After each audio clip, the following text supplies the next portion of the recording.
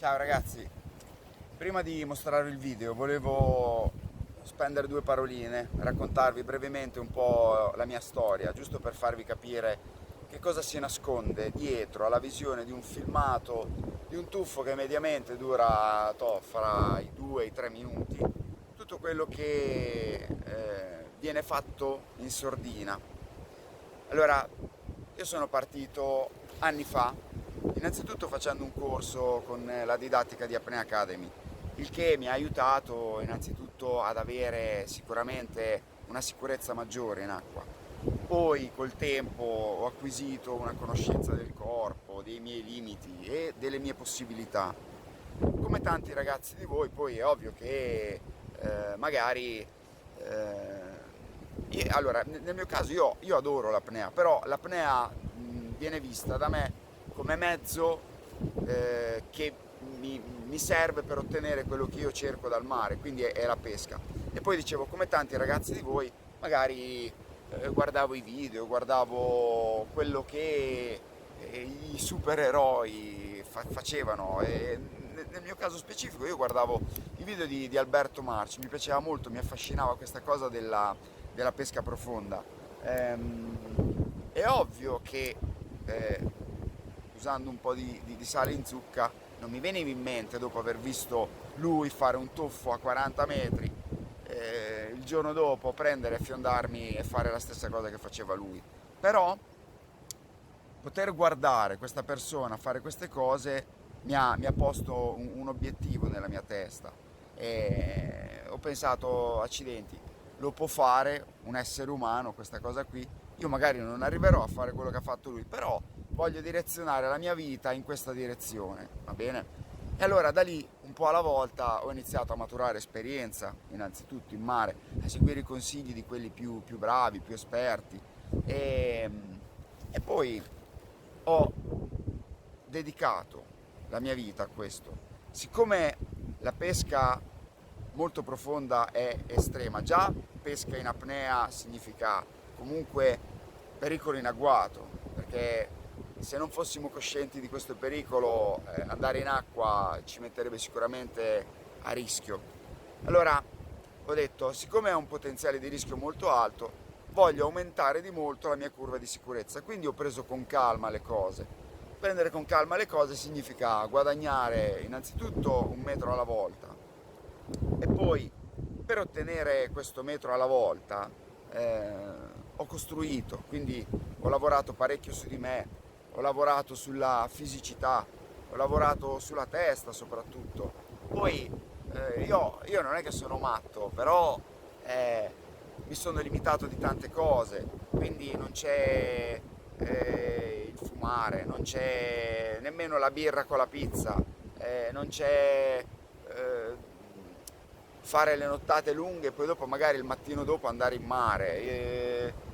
Un'altra cosa, ecco, io come stavo dicendo non è che sono matto, però in pieno inverno io i tuffi fondi a 45, 50, 55 li devo fare, l'acqua è fredda, è buio, non è bello, però non posso pensare di arrivare al mese di giugno, luglio, ale, e ci fiondiamo giù. Costruisco durante l'anno tutto questo. Poi, oltre ad essere matto, sono anche sfigato, nel senso eh, mi sono privato anche di una vita sociale, se vogliamo, di una vita, come voglio dire, fatta di rapporti con altre persone, ma non perché non ne abbia le capacità, è che adesso, siccome faccio questa cosa qui, che è estrema, mi serve la necessità di avere tutto lo spazio, la tranquillità e la sicurezza. E quindi la mia vita è fatta più o meno così. Insomma, questo era per raccontarvi brevemente un po' quello che serve per ottenere quello che voi vedete. Parlando del tuffo, allora io ero con Umberto pochi giorni fa, gli ho detto Umberto, guarda, ho trovato questo relitto appoggiato, sembra 73-74 e risale sui 68 circa, può essere 67 anche. Ho detto ci facciamo un tuffo insieme. Allora al momento Umberto è impossibilitato perché ha un problema a un timpano e mi ha detto guarda Raffaele, volentieri, però come torno a essere in forma ne iniziamo a parlare e lo facciamo. E io ho detto benissimo, non è un problema. Poi ero a pescare con mio papà che faceva da barcaiolo, ho detto gli vado gli vado a dare una passata di Ecoscandaglio così vedo un po' com'è. Poi faccio una cosa, solitamente quando si fa un tuffo del genere, insomma siamo vicini ai 70 metri, che cosa succede? Prendi la lunghezza della cima in maniera tale che tu possa arrivare fino al fondo con lo sgancio che si appoggia alla sabbia. Io che cosa ho fatto? Ho detto lo metto più corto, cioè lo utilizzo più corto come lo stavo utilizzando per altri tuffi e lo faccio perché aspetto che farò il tuffo con Umberto, poi adesso mi faccio una planata a mezz'acqua, lo voglio solo vedere, va bene? Però il tuffo io l'ho preparato come se mi dovessi comunque appoggiare a quella quota e fare un mini aspetto, quello che serve è un minimo di azione di caccia e poi dopo, diciamo così, questo lo si fa appunto per rimanere in curva di sicurezza.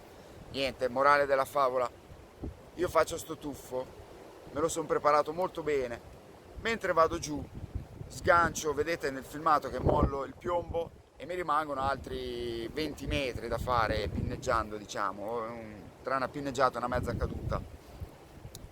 Avvicinandomi ho visto prendere forma il relitto, ho visto comunque che mi sentivo molto bene, ho visto i primi pesci, ho finito questa caduta e ho terminato con lo sparo di questa cernia sugli 8 kg che era lì in candela praticamente, vedrete che mi stava guardando. Quindi quasi un tuffo incostante, sono sceso, cioè incostante, un tuffo fatto andata e ritorno senza grande azione, ho rallentato molto, ho sparato, poi vedete nel filmato che all'inizio c'è questa pinneggiata che è tutto sommato vigorosa, mi è servito per far sì che la cernia non si andasse a intanare tra le lamiere, altrimenti buonanotte.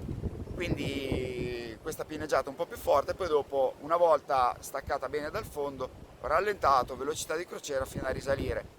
La cosa importante è che io quando sono uscito, credetemi, avevo il sorriso sulle labbra e seconda cosa, ne avevo ancora di fiato. Cioè questa è la sensazione che voi dovete avere uscendo da ogni tuffo. Se c'è qualcosa che non va, se vi sentite che vi è mancata l'aria, se vi sentite che non eravate sereni, state sbagliando totalmente direzione. Quindi questo è un po' il trucco per rimanere qua e continuare a raccontarla. Poi il pericolo è dietro l'angolo per tutti, lo è per me, lo è per quelli che vanno in 5 metri, lo è...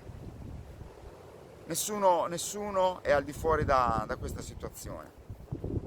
Va bene, vi ho annoiato abbastanza, vi lascio alle immagini del video e vi ringrazio e vi abbraccio tutti. Ciao ragazzi!